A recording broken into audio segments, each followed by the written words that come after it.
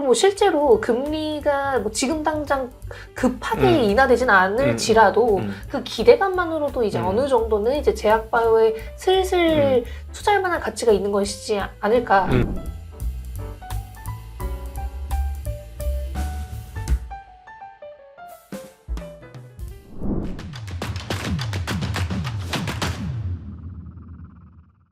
안녕하십니까. 증시각도TV 시청자 여러분, 투자 여러분 반갑습니다. 오늘 저희 자리에 아주 특별한 분을 모시고 증시각도의 투자인사이트 시간 가지게 된 거 아주 영광스럽게 생각합니다.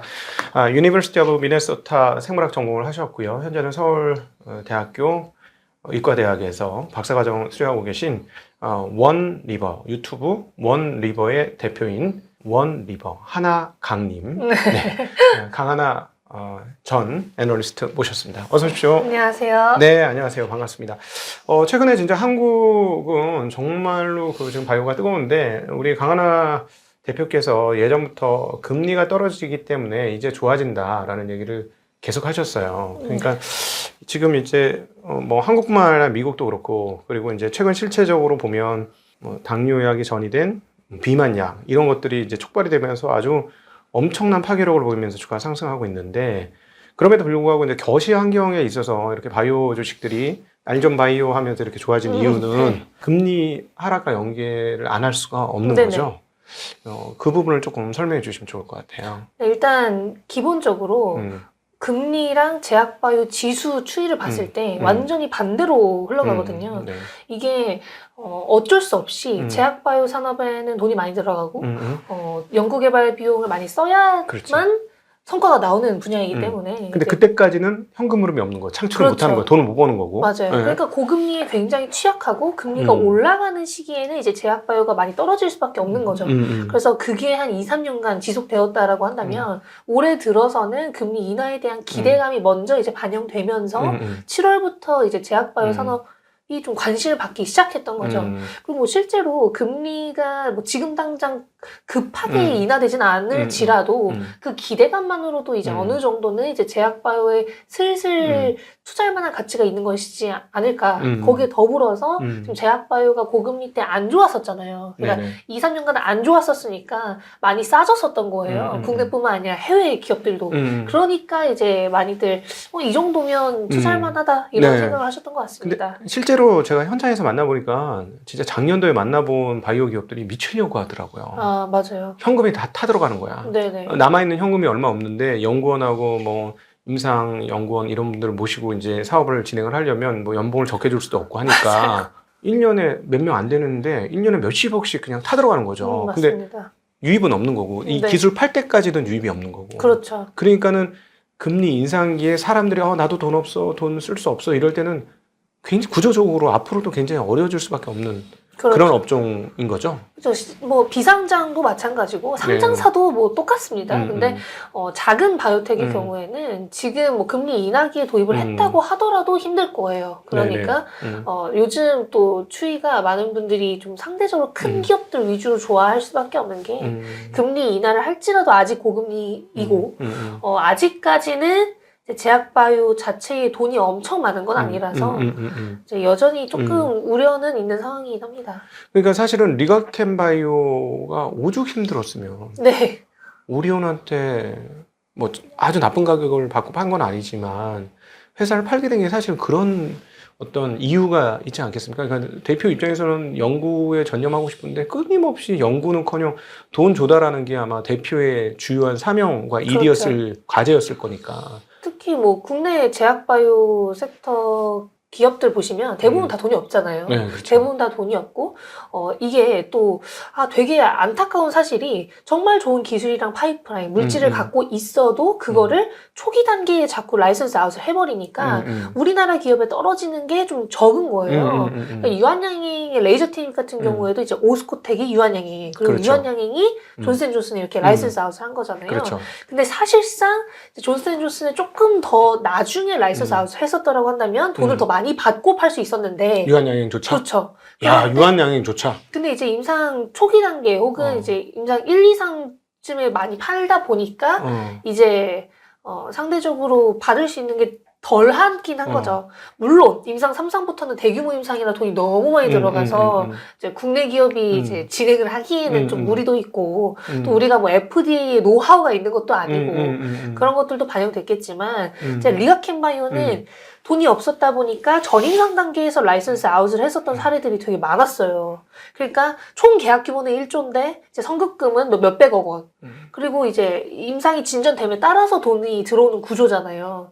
그래서 그런 것들이 조금 아쉬웠다라고 하면 이제 돈이 생겼으니까 임상이 들어가고 조금 더 비싸게 팔아도 되는 그런 구조가 생겼고 자체적으로도 연구개발을 하는 파이프라인까지 같이 가져갈 수 있는 그런 요소들이 기업의 가치에 그래도 조금씩 영향을 주고 있는 것 같습니다. 사실은 한국의 자본시장이 지금 튼튼했다면 아마도 굉장히 비싼 가격에 팔 수 있는 회사들이 꽤나 됐을 것 같은데 네네. 지금 나오는 현상들을 보면 뭐 이미 이제 주가가 뭐 아주 넘사벽으로 올라간 알테오젠이라든가 그다음 뭐 ABL 바이오도 이제 최근에 네네. 아주 좋고 뭐 그 리가캠도 그렇고 이런 것들 보면 조금 견뎠으면 그렇게 될 것 같았는데 그러면 한국에서 예를 들자면 바이오 제약사들의 비즈니스 모델이라는 게 네.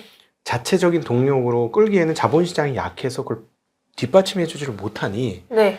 이번에 이제 오스코텍이 유한양하고 결합한 것처럼 네. 그리고 리가캠이 바이오에 관심이 있었던 오리온하고 결합한 것처럼 이런 어떤 중간 단계의 결합을 통해서 이런 그 다음 차기를 노리고 이런 방법이 오히려 유리하거나 앞으로 구조가 되는 거 아닐까 하는 그런 의문도 좀 생기네요. 네, 일단 뭐 제약바이오 산업 자체가 성장할 때 그런 경우가 굉장히 많다고 하더라고요. 일본도 초반에 그랬었고 그래서 뭐 그냥 좀 커가기 위한 그런 도약이지 않을까 싶습니다. 네. 근데 이번에 이제 그 레이저티니 랭라자. 국내 이름이 이제 랭라자고 미국 상품명이 라즈쿨루즈입니다. 네네. 못 외워요.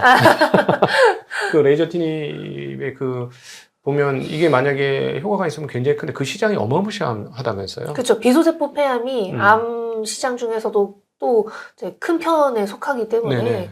지금 경쟁 약물인 타그리소의 피크 세일즈를 대부분 한 9조 정도로 예상을 하고 있거든요. 연간? 그렇죠. 매년? 그러니까요. 네. 지금은 한 7조 원 정도 팔리고 있고 그런 걸 고려했을 때 경쟁 약물보다 뛰어나다고 한다면 우리나라에서도 블록버스터급 항암제가 나올 수 있게 되는 거죠. 근데 이게 이제 그 우리 밸류에이션을 기본적인 우리나라의 밸류에이션 뭐 PR 10배 내외, 에빗 10배 내외 뭐 이런 식으로 그렇게 따지는데 이게 그렇게 될 수 없는 이유가 따져보면 아까 7조에서 9조 뭐 이렇게 매출이 나온다고 했는데 마진이 얼마쯤 돼요? 원래는 후보 물질 단계부터 이제 글로벌 신약 승인 그리고 미국 직접 판매까지 진행을 하면 마진율이 GPM 기준 한 90%는 넘어요. 원래는. 그쵸. 그러니까 미국 빅파마들이 마진율이 엄청난 거예요. 그렇지. 그러니까 이게 완전히 진짜 설탕물 파는 거랑 똑같은 거야. 물장사랑 완전 똑같다고. 물장사도 더하지 사실상. 그쵸. 비싸게 팔 수 있으니까. 그런데 이제 우리나라 같은 경우에는 라이선스 아웃을 하고 로열티를 받는 거기 때문에 만약에 총 매출액이 7조 원이다라고 하면은 거기에서 이제 10%를 받는 구조인 거죠. 그러니까 7천억 원 정도. 많이 받네요, 그래도. 근데 이제 거기까지 가기가 시간이 오래 걸리죠. 초반에는 몇 천억 원 팔릴 거고, 뭐 많이 팔려봤자 이제 1조 원 정도 팔리다가 피크가 그 정도 되려면 한 8, 9년 정도 걸려요. 그래서 초반에는 몇 천억 원 정도 들어오는 구조가 될 것 같은데, 유한양행 같은 경우에는 또 오스코텍이랑 나눠 가져야 돼서, 나눠가져야지. 그게 또 이제 약간 아쉬운 부분인 거죠. 그래서 사실은 바이오 투자를 잘 못하시는 분들은 기본 단위의 그 현금 흐름이 막 쫙쫙 말라가가지고 재무제표 볼 때마다 가슴이 섬뜩섬뜩한 맞아요. 그런 바이오 회사를 투자하기보다도 유한양행 같이 대신 해주는 게 있잖아요. 그런 식의 투자가 오히려 조금 안전 마진이 좀 있지 않느냐. 왜냐면 최소한 유한양행은 감기약이라도 팔잖아. 그쵸. 네, 파스도 팔고. 그쵸. 그러니까 이제 뭔가 보전이 되는데 이 그냥 생 바이오는 터지면 진짜 대박이지만 맞습니다. 터지기 전에 말라 죽는 경우도 있잖아요. 맞아요. 그렇지 않습니까? 그렇죠. 왜냐면 임상 진전이 안 되면 이미 끝난 거여가지고. 그러니까 기술이 있어도 안 되는 기업이 있잖아요.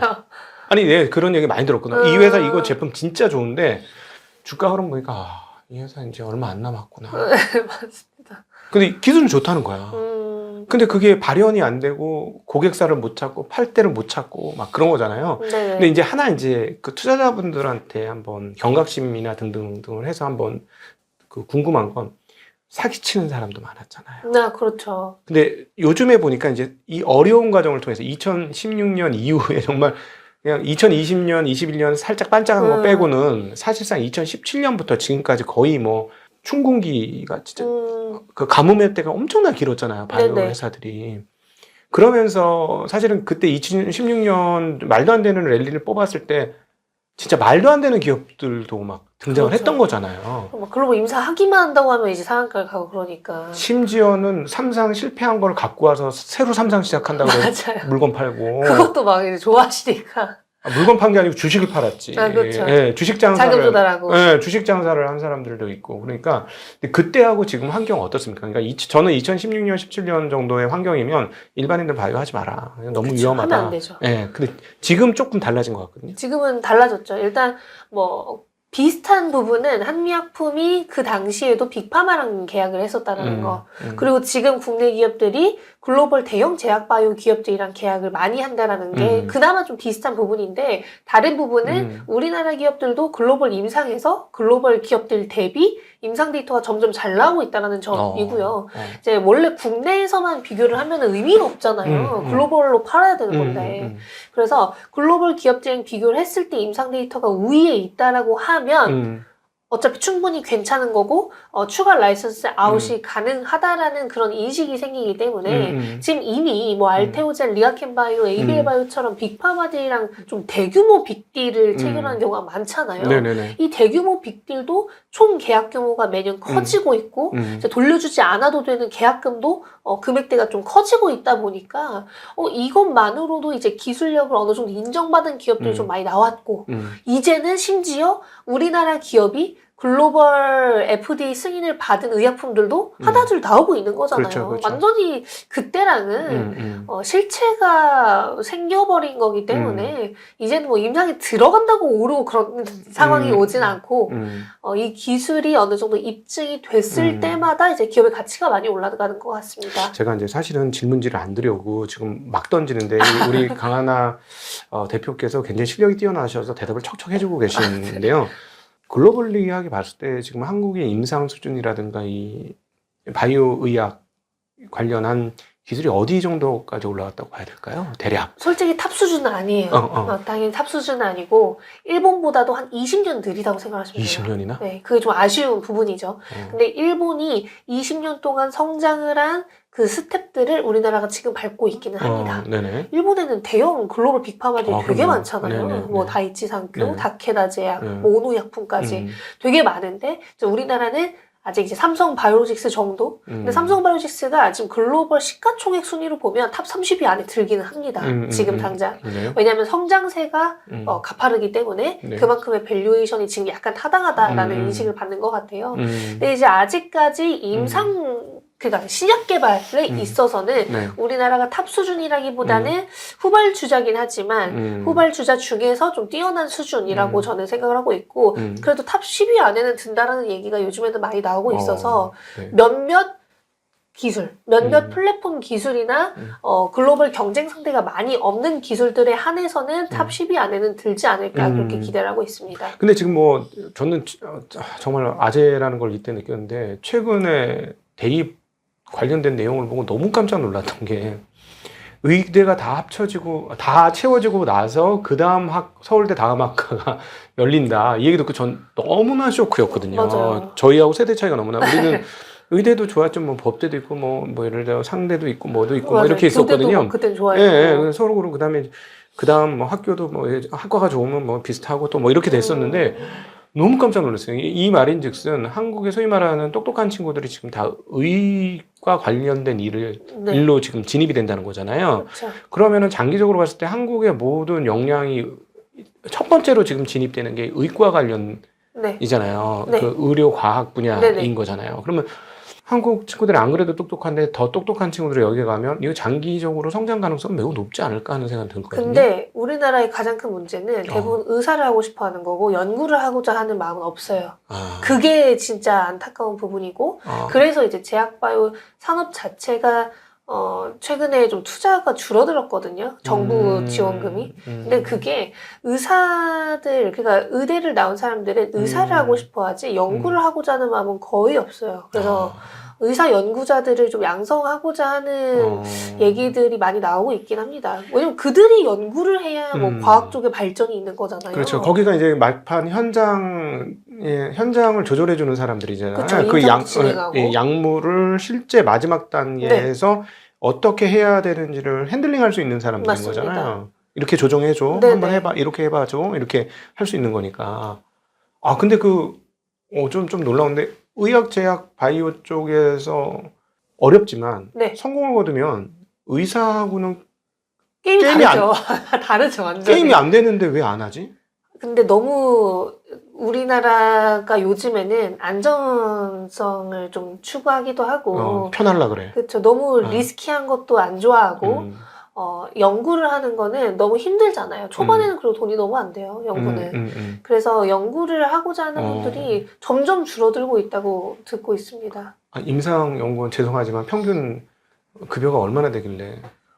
애초에 근데 일반 뭐 개원이나 이런 분들이랑 비교했을 때는 훨씬 낫죠. 대학병원 의사분들이 임상연구를 진행을 할 때는 뭐 그래도 국가 지원이나 이런 게 있어서 조금 나을 수는 있겠지만 많은 의사분들이 대학원에 또 가야 되잖아요. 만약에 그런 연구를 하고 싶다면. 그렇지. 근데 그러면 이제 페이가 너무 약하고 그냥 월급쟁이보다 조금 많은 수준인가 보구나. 일반 월급쟁이보다는. 월급쟁이보다도 적죠, 초반에는. 그게 이제 임상연구원이? 어차피 일단 대학원은 비슷해요. 그러니까 학생이라는 걸 기반으로 하기 때문에. 임상연구원을 보통은 석사과정, 박사과정에 있는 사람들을 그것도 데리고 하는 하시는 거구나. 분들, 네, 그걸 또 하시는 분들도 있고, 아니면 이제 아예 연구만 하시는 분들도 있는데 직장인이랑 똑같은 거죠. 그건 또. 이제 의사를 하면서 진행하시는 분들도 있는데, 그럼 이제 나이가 점점 이제 많이 차고, 그러다 보니까 이제 다른 개원이 분들이나 다른 병원에서 일하시는 분들 대비해서는 페이가 적죠. 그분들은 진짜 연구에 뜻이 있고 명예직을 선호하시는 분들인 거예요.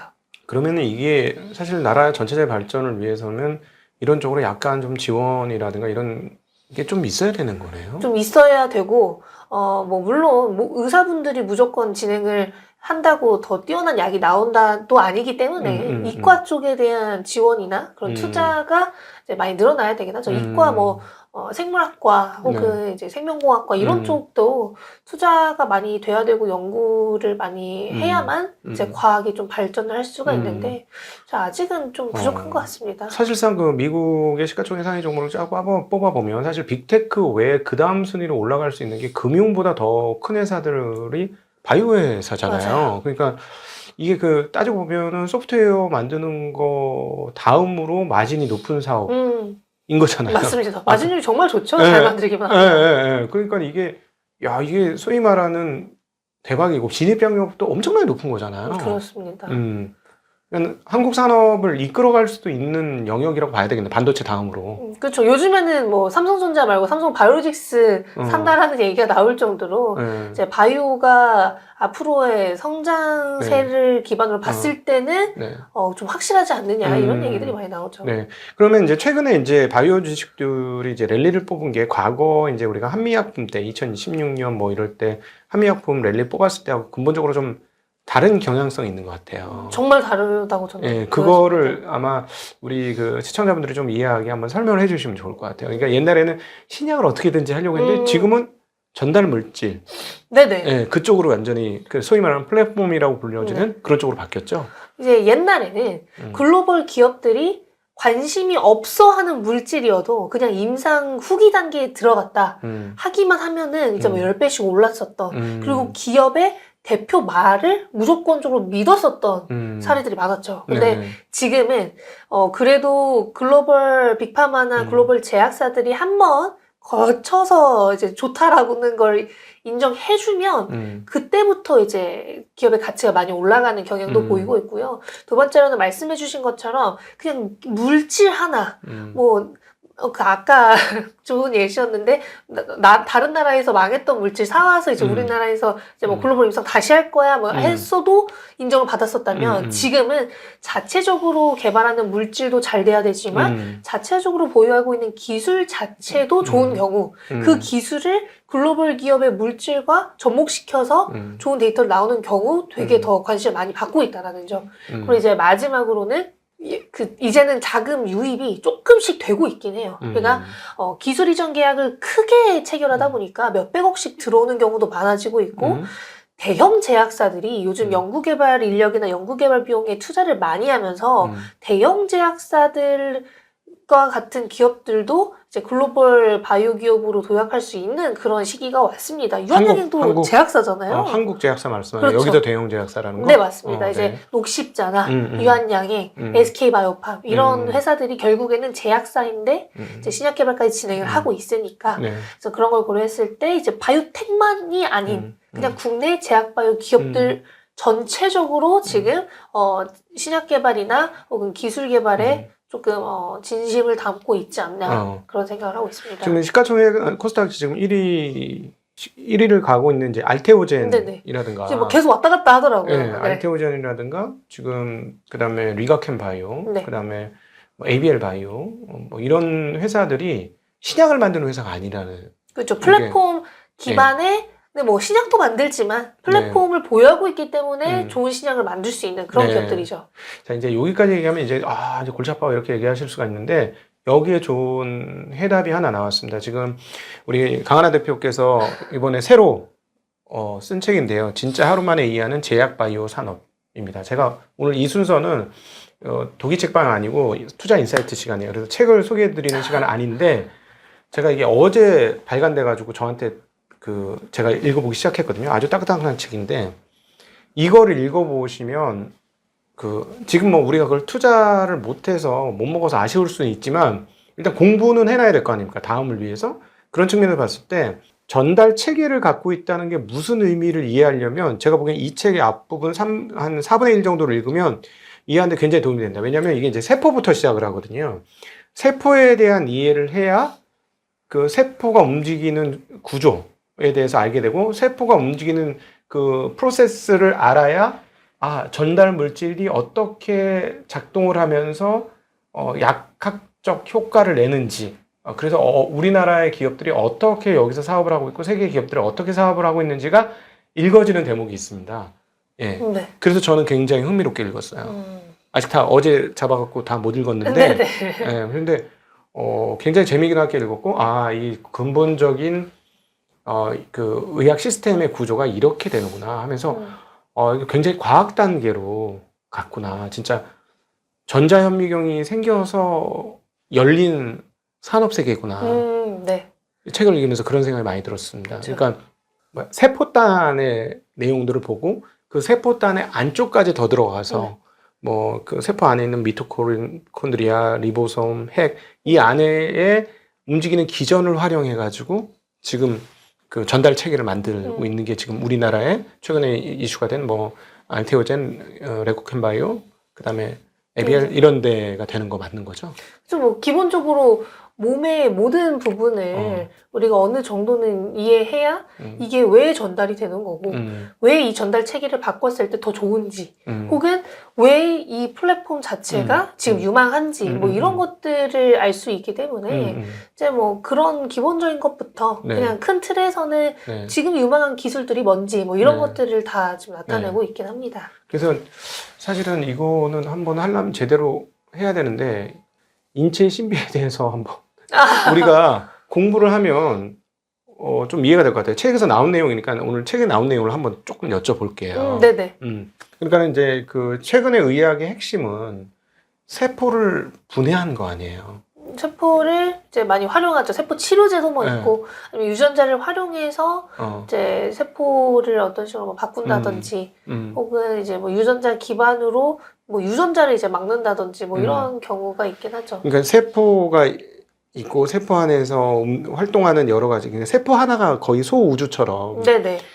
사실 세포 하나를 보면 눈으로 보이지도 않고 그렇죠. 뭐 현미경 또는 전자현미경으로 봐야지 세포 하나가 보이는 건데 근데 그 안에 들어가면 소우주처럼 또 다른 세계가 있는 거예요. 그죠? 이 책에서 보면 그거 나오는데 핵이 있고 핵 안에도 또 안에 또 있어. 핵이 끝나는 게 아니라 그 안에 보면 DNA, RNA 구조가 있어서 그게 일종의 어떻게 구성됐는지는 잘 모르겠지만 뭐 이렇게 뭐 얼개설계 이렇게 만들어져 있지만 그게 우리한테 뭔가 신호 체계를 주는 세포 하나 자체가 생명 전체인 그쵸. 그런 개념인 거잖아요. 그렇죠. 그리고 그게 이제 분열되면서 음. 점점 커지고. 예, 그래서 사실 정자와 난자가 붙었을 때 하나가 있었는데 이게 이제 세포 분열을 해서 이렇게 복리로다가 곱하기 2로 계속 곱하기 2로 계속 증식을 해갖고 이제 사람 몸만 애기 몸만해지는 거고 네네. 그런 구조잖아요. 근데 이제 지금의 의학 바이오 쪽은 그 세포의 활동 흐름들을 파악을 해서 네네. 거기에서 그 병을 일으키고 하는 인자들을 중간에 막거나 네네. 제어하거나 네.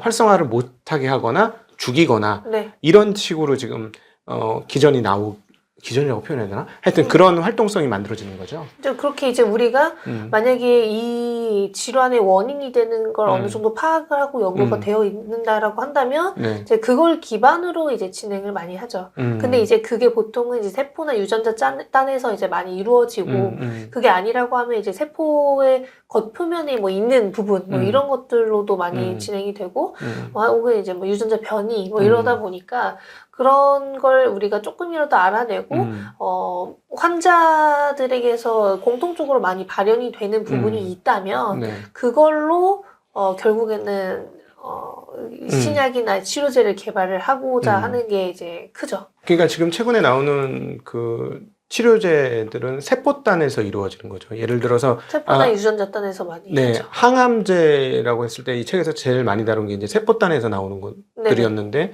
그러니까는 그 예를 들어서 그 기본적으로 나쁜 암세포나 이런 것들을 죽이는 네네. 기본적인 자연 세포들이 있는 거고 네네. 암을 죽이는 뭐 면역세포들. 면역세포라고 표현하는 뭐 대식세포라든가 몇 가지가 있고 또 그리고 이제 뒤쪽에서 그 항암 작용을 하는 뭐 T세포라든가 네네. B세포라든가 이런 것들이 네네. 있는데 이 세포들을 활성화시켜 주거나 네네. 지금 한국에서 만들고 있는 것은 암세포가 활성화되는 것을 막아줄 수 있도록 세포에게 어떤 화학물질을 넣거나 네네.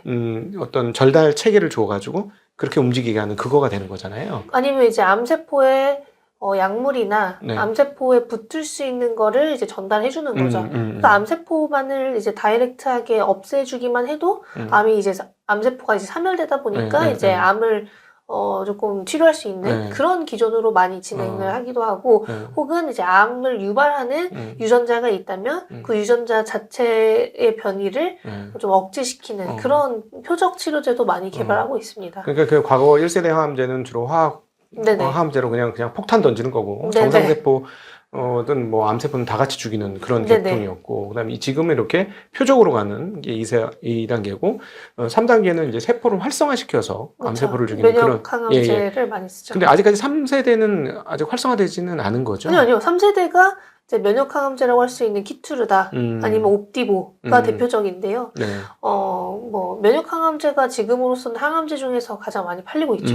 그렇구나. 1등이 이제 키투르다고 키투르드가 연 매출이 30조 원 정도거든요. 그래서 어쨌든 면역 세포들을 활성화시키고 면역력을 활용해서 면역 반문 억제제를 쓰는 게 지금으로서는 이제 항암제 시장에 있어서 가장 좀 관심을 많이 받고 있긴 하죠. 왜냐면 암종이 되게 다양하잖아요. 암종이 되게 다양하기 때문에 암도 이제 통상적으로 좀 겹치는 부분들이 있을 거 아니에요. 이 암을 유발하는 요소들이. 그렇죠. 근데 이제 그게 면역단에서 많이 이루어지다 보니까 그런 면역세포를 활용한 혹은 이제 면역력을 활용한 면역관문 억제제들이 적응증도 되게 많고 해서 그렇지. 그러니까 보편적인 암이라는 게 이제 급작스러운 세포 증식 그러니까 정상적이지 않은 비정상적인 세포 증식과 아무런 일도 하지 않으면서 세포 증식만 해내는 그러니까 그냥 몸의 기생에서 사는 게 이제 암세포인데 그 기전이 뭐 폐에서도 나올 수 있고 위에서도 나올 수 있고 되게 겹치는 부분이 많잖아요. 그러니까 이거의 어떤 이렇게 활성화되는 기전을 딱 끊어주면은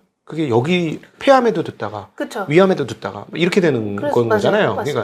그러니까 그래서 그게 이제 면역 항암제들의 대부분의 기전이고 그래서 이제 면역 항암제들의 적응증이 뭐 최소 뭐 3개부터 뭐 되게 여러 개까지 10개가 이상까지도 갈 수 있는 이유입니다. 그러니까 이제 하나 성공하면은 파급력이 어마무시하게 커지는. 그렇죠. 면역 항암제들이 특히 좀 그런 경향을 보이고 있긴 합니다. 그러니까 성공적으로 나오면 이게 바로 우리가 이제 블록버스터, 많이 팔리는 걸 블록버스터라고 하거든요. 여기서 블록버스터가 되는 가능성이 되게 높아지는 거잖아요. 그렇죠. 뭐 물론 표적 치료제도 어디를 타깃하느냐, 어디를 표적하느냐에 따라서 이제 달라지는 경우도 많고요. 혹은 그냥 원래 시장이 큰 암종, 뭐 폐암이나 전립선암, 혹은 이제 뭐 유방암 이런 경우에는 시장이 원래 크기 때문에 네. 또 이제 바로 그렇게 될 가능성도 높고, 네. 아니면 이제 암종 중에서도 이제 유방암도 종류가 많을 거 아니에요. 그래서 그렇죠. 그런 경우에도 이제 많이들 이제 네. 표적항암제를 쓰고 있습니다. 과거에 비해서는 굉장히 그 세포단에서 전문화된 거고, 이 세포를 분해할 수 있었던 거고, 이해할 수 있었던 거고, 거기에서 뭔가 개입할 수 있었다는 그쵸. 거잖아요. 지금의 의학 기술이. 그렇죠. 뭐 좀 더 그러니까 이게 화학합성 의약품에서 바이오 의약품으로 넘어가면서 이런 경향을 보이는 거거든요. 어찌됐든 바이오 의약품은 세포 기반으로 의약품들이 개발이 되는 거고, 그래서 만들기도 더 어렵지만 효능도 더 좋고, 그래서 조금 더 근간에 가까운 근본적인 원인을 다루고자 하는 의약품들이 더 많습니다. 근데 근본적인 질문이 하나 생겼어요. 이 책을 읽다가. 아니, 그 전자현미경으로 세포가 어떻게 움직이는지는 네. 볼 수 있고, 아, 얘네가 이렇게 움직이고 이런 식이에요. 그래서 이해하는 것까지는 받아들여졌어요. 근데 지금 말씀하신 그런 의약품들은 거기에 개입을 하는 거잖아요. 네네. 걔네들의 어떤 프로세스에 개입을 해서 프로세스를 조금씩 바꾸는 거잖아요. 네네. 이게 보통 어려운 게 아닐 것 같은데. 유전자 치료제들이 그래서 개발하기 어려운 이유이기도 하고, 그래서 뭐 유전자 가위도 나왔었잖아요. 네네네. 그래서 유전자 가위로 개발한 의약품이 작년에 처음으로 승인을 받았고, 이제 유전자 가위를 이용하면은 이제 유전자에서 내가 원하지 않은 부분만 이제 잘라서 이제 편집을 하는 그런 모습을 보이고 있습니다. 근데 이제 바이오 의약품 자체가 세포단에서 우리가 뭐 다 조절을 하고 뭐 이런다기보다는 우리가 딱 타겟하고 싶은 그 부위만 물질이나 약이 전달될 수 있도록 하는 게 이제 메인 역할이긴 합니다. 근데 그 전달시킬 때 네. 뭐 우리 뭐 펩트론이 뭐 이런 구체를 가지고 전구체를 가지고 있다 뭐 이렇게 하지만 네네. 그냥 물 주사로 넣어서 되는 게 아닐 거 아니에요. 그렇죠. 어쨌든 기술력이 그런 데서 이제 차이가 나오고, 그게 그 세포단으로 들어가는 겁니까? 이제 뭐 기업마다 너무 이제 다른데 세포 단일 때도 있고, 그냥 아니면은 뭐 유전자 단일 때도 있는데, 유전자에서도 이제 뭐 DNA 기반일 때도 있고 RNA 기반일 때도 있고, 뭐 이게 뭐 회사마다 너무 개발 중인 게 달라서 이게 어디 단에서 진행을 하는지는 또 이제 다릅니다. 그럼 보통 이제 주사를 넣을 때 뭐 근육 주사를 넣고 피하 주사를 넣고 정맥 주사를 넣고 뭐 이렇게 되잖아요. 네네. 이런 거를 보통은 이제 이런 걸 만들었을 때 주사로 넣는데, 네. 그러면 그거 이제 세포 치료제 같은 건 자기 세포를 가지고 증식을 시켜가지고 네, 세포를 다시 맞습니다. 재진입시켜 주는 거잖아요. 네네. 그럼 다른 약물 같은 거는 뭐를 주입을 시켜주는 거예요?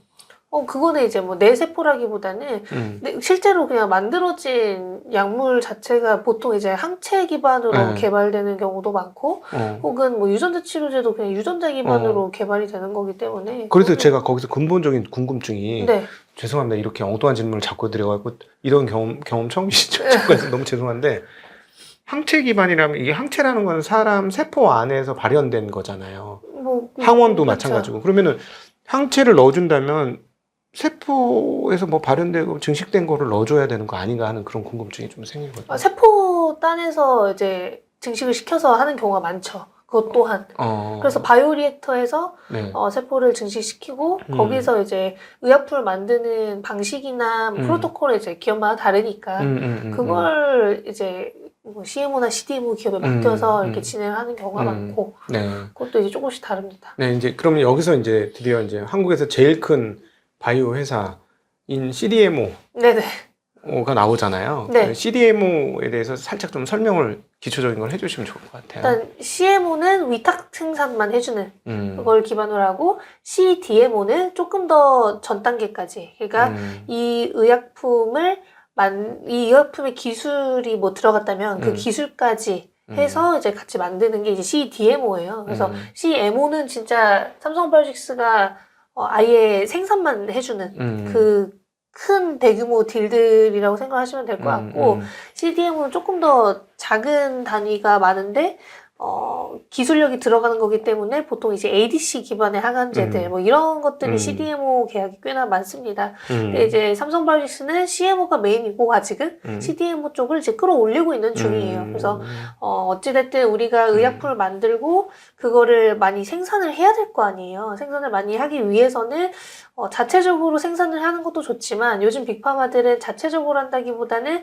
다른 기업에게 맡겨서 생산은 너네가 해 이런 식으로 많이 진행을 합니다. 왜냐면 어찌됐든 빅파마들에게 있어서 신약 개발이 메인이고 신약 개발이 가장 돈이 되기 때문에 그들에게는 오히려 꽃이 신약 개발인 거죠. 마진율도 좋고 업사이드도 크니까. 그래서 이제 생산은 보통 이제 다른 기업에게 많이 맡기는 경향이 보이고 있고, 그래서 이제 위탁 생산을 해주는 기업들의 수준은 이제 그런 기업들이 많아질수록 이제 올라오고 있긴 합니다. 근데 성장성이 있는 기업이 또 많진 않아요. 론자랑 삼성바이오로직스 정도만 이제 성장성이 좋은 CMO 기업들이고 나머지는 최근에 좀 지지부진했다라는 얘기들도 있긴 합니다. 이걸 정리를 해보면 좀 이해하기 쉽게 말씀드리면 오태사 생각하면 딱이네요. OEM 회사. 네네네. 그러면 그건 CMO고. 네. 그다음에 ODM 회사. 네. 이건 CDMO고. 네네. 이렇게 보면 되는 거네요. 네네, 맞습니다. 근데 조금 더 이제 하이테크다. 하이테크라고 생각하시면 되죠. 하이테크인 건데, 그렇구나. 근데 이제, 그래서 이제 중국이 우시앱텍이나 이런 애들이 CMO 글로벌 탑 기업이 된 거네요. 이게 그러니까 그쵸. 수량과, 그러니까 그걸 바이오 리액터라고 해야 되나? 이거 이렇게 배양기 바이오리액터요. 배양기 사이즈가 큰 회사가 이기는 거네요. 뭐 그래서 이제 공장 캐파가 어느 정도이냐 뭐 이런 것도 되게 중요하고 근데 그것보다도 더 중요한 거는 빅파마들이 원하는 시일 내에 좋은 퀄리티로 잘 개발할 수 있느냐 생산을 해줄 수 있느냐잖아요. 근데 삼성바이오로직스가 그걸 되게 잘 지킨다라고 알려져 있고 우시 쪽은 CDMO를 많이 했었던 것도 있어서 CDMO를 많이 했었고 이제 뭐 CMO도 잘하고 있긴 하지만 우시 쪽은 제가 알기로 삼성바이오로직스보다 조금 더 단가가 낮은 걸로 알고 있습니다. 좀 더 싸다고 알려져 있어요. 그래서 그런 것들도 뭐 그들의 전략에는 한몫했겠죠. 네네네. 그러니까 이게 그 미국에서 지금 IRA 다음으로 이제 발동하고 있는 생물보안법. 네.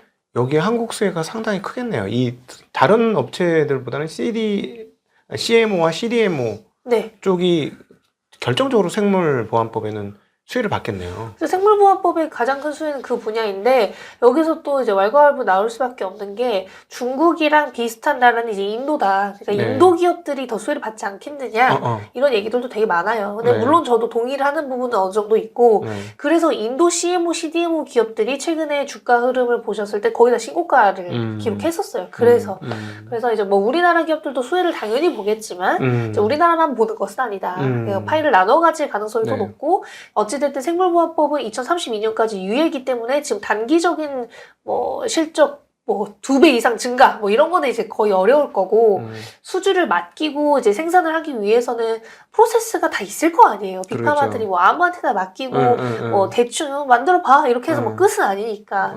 그러니까 그 의약품을 만들었을 때 퀄리티가 잘 나오는지 혹은 그 공장에 실사를 갔을 때 괜찮았는지 이런 걸 다 확인을 하고 수주를 주기 때문에 기존 파트너사가 아니라고 한다면 이제 추가 파트너사가 들어온다고 했을 때 그런 기간들은 여전히 저는 조금은 더 걸릴 수 있겠다. 근데 아시겠지만 삼성바이오로직스가 최근에 대규모 수주들도 계속 받고 있어요. 늘어나기도 했고 그만큼 이제 레퍼런스가 쌓였기 때문에 생물보안법이 아니었다고 하더라도 어차피 실적은 좋아졌겠지만 그로 인해서 조금 부스팅이 되는 것은 있을 것 같긴 합니다.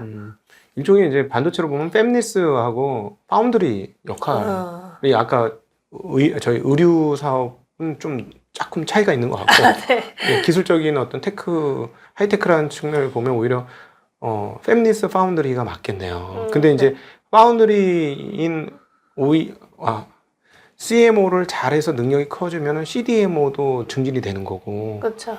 CDMO를 잘하면 TSMC 같은 회사가 될 수도 있는 거네요.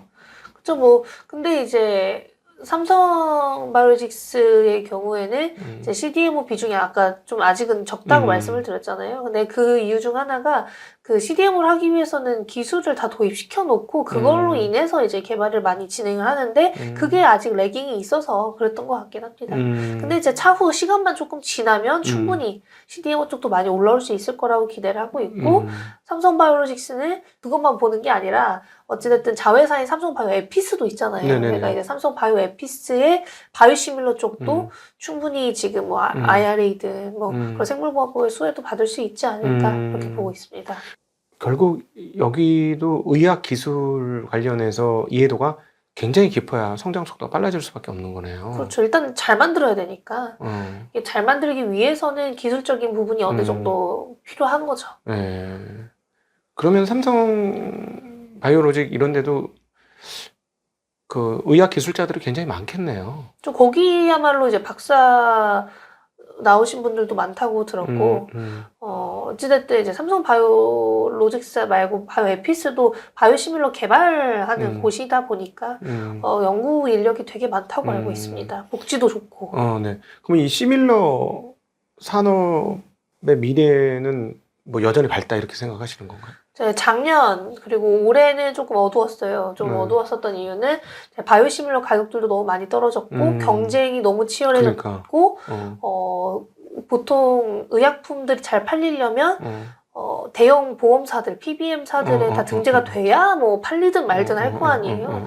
근데 그게 좀 작년이랑 올해 좀 늦었고 잘 안 된 걸로 알고 있는데 내년부터는 저는 그 부분이 많이 개선이 될 수 있다라고 생각을 하고 있습니다. 이제 그 이유는 대선이 끝나고 뭐 트럼프가 됐든 해리스가 됐든 상관없이 그 두 대선 후보 모두 지금 약가 인하를 굉장히 밀고 있는 상황이고 약가 인하를 밀기 위해서 가장 좋은 요소는 이제 바이오시밀러라고 지금 많이들 알고 계세요. 거기에 더불어서 이제 빅파마들의 경우에는 특허권을 계속 주장하고 유지하려고 하는 의지가 있다 보니까 특허권이 유지되고 지속된다고 하면 약가를 내리지 않겠죠. 어차피 내릴 필요가 없으니까.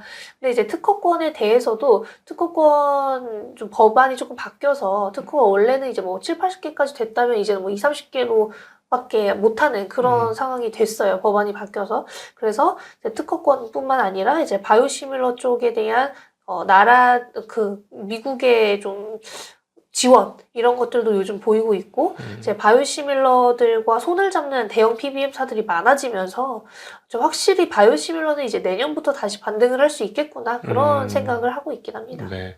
그럼 한국이 제일 현재 시점에서 제일 잘할 수 있는 사업 영역은 어디가 있을까요? 일단 뭐 글로벌 경쟁사가 많지 않은 그런 기술들 보유하고 있는 기업들. 그러니까 경쟁사가 너무 많으면 또 어려울 수 있으니까 글로벌 경쟁사가 많지 않은 기업들 중에서 이제 항암제 부분은 그래도 국내 기업들이 굉장히 잘하고 있고요. 거기에 더 나아가서는 이제 CMO, CDMO 기업들은 워낙 지금 잘하고 있고 이제 바이오시밀러도 글로벌 탑5 안에 드는 기업들이 이제 셀트리온이랑 삼성바이오 에피스이기 때문에 그런 것들은 이제 장기적으로 나쁘지 않을 거라고 저는 생각합니다. 제약은 그러니까는 우리나라는 그동안에 외국 걸 가져가서 카피하는 게 이제 주력이었던 맞아요. 거잖아요. 그러면 제약 쪽에서의 변화 가능성도 엿볼 수 있을까요? 그렇죠. 최근에 글로벌, 그러니까 FDA 승인을 받은 의약품들이 하나둘 나오고 있기 때문에 이제는 제네릭이나 그런 데에서만 끝나는 게 아니라 이제 자체 신약들, 뭐 녹십자의 알리글로, 메뇨글로불 인제제인 알리글로도 있고 그 뭐 거기에서 더 나아가서 SK바이오팜 엑스코프리 거기에 이제 뭐 유한양의 레이저티니까지 이제는 자체 신약들이 하나둘씩 나오고 있기 때문에 그 부분에서도 충분히 이제 글로벌 입지를 하나둘 다질 수 있지 않을까. 왜냐면 그 의약품들이 거의 다 이제 거의 지금 베스트 인 클래스라는 얘기가 많거든요. 그래서 그만큼 좀 업사이드는 계속해서 있을 수 있을 거라고 저는 생각을 합니다. 세계적으로 봤을 때 이 바이오 의학 관련해서 강국들은 어떤 나라가 있을까요? 미국이 당연 1등이고요. 네.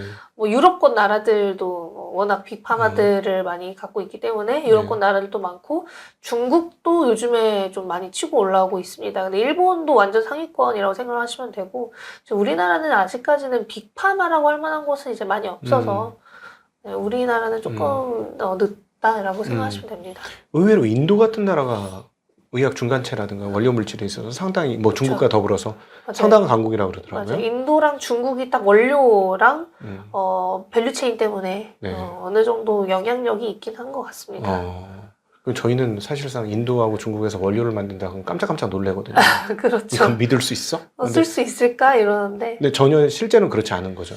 뭐 빅파마들도 다 검사를 하고 이제 네. 진행을 하기 때문에 한국 제약바이오 산업이 어렵긴 하지만 성장 속도는 굉장히 빠른 게 아닌가 하는 생각이 드는데 왜 이런 말씀 드냐면 한국의 상당히 작지 않은 제약사들이 약국에서부터 시작한 맞아요. 회사들이 몇 군데 있잖아요. 보령도 그렇고. 네. 어, 종로 5가 보령약국 그게 진짜 보령제약의 맞아요. 원판인 거잖아요. 네. 그리고 한미약품도 그 창신동의 임성기 약국. 네네. 제가 어렸을 때 맞습니다. 임성기 약국을 내가 잘 봤거든. 아. 너무 웃긴 거야 그게. 약국 하시던 분이 물론 이제 아. 노력을 하고 열심히 있어서 그렇죠. 그렇게 되긴 했지만 신기하다. 약국 그 한 세대 반 만에 약국에서 시작해서 제약회사가 돼서 이제 국제적인 경쟁력의 진입 문턱까지 갔다는 게 너무 신기한 거예요. 이 속도가 빠른 건가요? 뭐 그렇게 빠르지도 않습니다. 아, 이제 그래요? 우리나라 지금 제약바이오 산업 자체가 막 엄청 빠르게 성장을 하고 있다기보다는 이제서야 좀 여태까지 원격 모았던 게 하나둘씩 터지고 있는 수준이라서 뭐 해외 기업들이랑 비교를 해도 막 엄청 빠른 수준은 아니고 그냥 뭐 그 적당한 수준의 성장성이라고 저는 판단이 됩니다. 우리가 이제 그런 얘기를 많이 하잖아요. 노령화가 엄청나게 빠르게 이루어지니 제약바이오 산업이 좋을 거다라고 얘기하는 반면 네네. 다른 측에서는 우리는 미국처럼 제약 제품에 대한 마진이 크지 않다. 왜냐하면 확고한 의료보험 제도와 약가 정책으로 인해서 약을 만들어도 비싸게 못 팔기 때문에 유인이 없다. 뭐 이렇게 보는 시각도 있어요. 근데 어차피 내수 시장은 너무 작기 때문에 내수에서 돈을 벌 생각을 대부분 안 하시고 그거는 그냥 딱 제네릭이나 이런 캐시카우 정도만 하는 거지 그 이외에 진짜 돈을 벌고자 하거나 글로벌 기업이 되고자 하는 기업들은 다 해외에서 다 하는 거죠. 어차피 국내에서는 뭐 그런 뭐 약을 개발해서 신약 개발을 해서 국내에서만 파는 경우는 이제 많지는 않습니다. 야, 노인 인구가 그렇게 다수가 됐는데도 시장은 별거 아니다. 또 사람 수가 너무 적잖아요. 우리는. 네. 너무 나라가 작아서. 근데 여기서 이제 하나 근원적인 궁금증이 하나 또 있어요. 아까 말씀하셨습니다만은 미국의 의료보험 제도 네네. 그리고 의료보험을 관리하는 그 시스템. 네네. 이제 그 시스템이 등재가 되어야 의료보험으로 들어가서 약이 팔리는 그런 네. 구조고 이 등재를 할 때 엄청난 수준의 인센티브라고 표현할 수도 있고 네네. 수수료라고 할 수도 있는 네네. 규모가 들어가다 보니 마지막 단계에서 실제로 약을 쓸 때 미국 같은 경우는 우리나라보다 몇 배가 맞아요. 비싸더라고요. 맞아요. 그래서 만에 하나 미국이 우리나라 의료보험처럼 시스템을 그렇게 되지 않을 거로 당연히 추정이 되나? 네. 만약에 이렇게 가지고 오면 글로벌 그 제약 산업에 큰 휘청거림이 오는 거 아닌가 하는 생각도 좀 들거든요. 그렇죠. 근데 어차피 그럴 일은 없기 때문에. 네. 네. 네. 우리나라도 요즘에는 올려야 된다는 얘기를 많이 하고 있잖아요. 네, 지금 네. 여기 다 나와 있긴 한데 의료 네. 시스템에 대해서도 우리나라도 지금 국민건강보험이 많이 힘든 걸로 알고 있어요. 네. 그래서 그런 걸 고려했을 때 어차피 미국은 지금 체계를 계속 유지할 것으로 판단이 돼서 좀 문제 없다고 생각합니다. 네네네네. 하긴 근데 유럽에 있는 뭐 제약회사들도 아직 뭐 여전히 미국보다는 가격을 안 쳐줘도 잘 나가고 있는 거긴 그쵸. 하잖아요. 충분히 지금 잘 나가고 있습니다. 네, 워낙 마진 높은 시장이라 그렇게 그리고 또 사실 최근에 이제 유럽의 그 비만약 만드는 회사가 노디스크. 네. 네. 그 청문회까지 네. 당했으나 이건 우리 잘못이 아니다. 네, 맞아요. 그럼 니들 시스템 문제다 이렇게 얘기를 한 거니까 사실은 약을 비싸게 파는 게 아니고 유통 과정에서 비싸지는 개념인 거잖아요. 네네. 미국 같은 경우는. 예, 그러니까 제약사들 입장에서의 마진은 항상 뭐 정해진 흐름에서 가는 네. 그런 구조라고 보는 게 맞겠죠. 일단 근데 미국이 제일 비싼 건 맞는 것 같아요. 예, 네. 예. 그렇지. 한번 병원에 실려가면 폐가 망신한다. 맞아요. 이러고 있으니까 참. 네. 오늘 우리 유튜브 원리버 강하나님 모시고 강하나 대표님 모시고 제약바이오 지금 한국 원탑이시잖아요. 모시고 이제 이야기를 나눠봤는데 제가 막 이것저것 중구난방 막 물어봤는데도 척척 박사처럼 이렇게 얘기를 잘 해주셔가지고 저희의 바이오에 대한 이해도를 높이는 데 큰 도움이 된 것 같습니다. 그러니까 저희는 이제 바이오를 이렇게 투자하자라는 개념도 있지만 바이오를 공부해서 알아야 투자를 할 수 있는 힘이 만들어지니까 오늘 이 공부한다는 개념으로 자리를 마련해 보았고요. 이렇게 귀한 시간 만들어주신 강하나 대표님께 감사드리고, 그리고 제약바이오의 어떤 전체적인 조망을 하기에는 책이 굉장히 쉽게, 그리고 저는 개인적으로 재밌었어요. 아, 이게 암이 이런 식으로 생기는 거구나. 이 책을 읽으면서 제가 이제 앞부분만 읽어봤기 때문에 그런, 그 이해하는데 도움이 되는 제약바이오, 강하나 대표님의 진짜 하루 만에 이해하는 제약바이오 산업 읽어보시면 도움이 많이 되실 것 같습니다. 오늘 귀한 시간 만들어주신 우리 강하나 대표님께 감사드리고요. 함께 해주신 시청자분들께도 감사 인사드리겠습니다. 인사드립니다. 고맙습니다.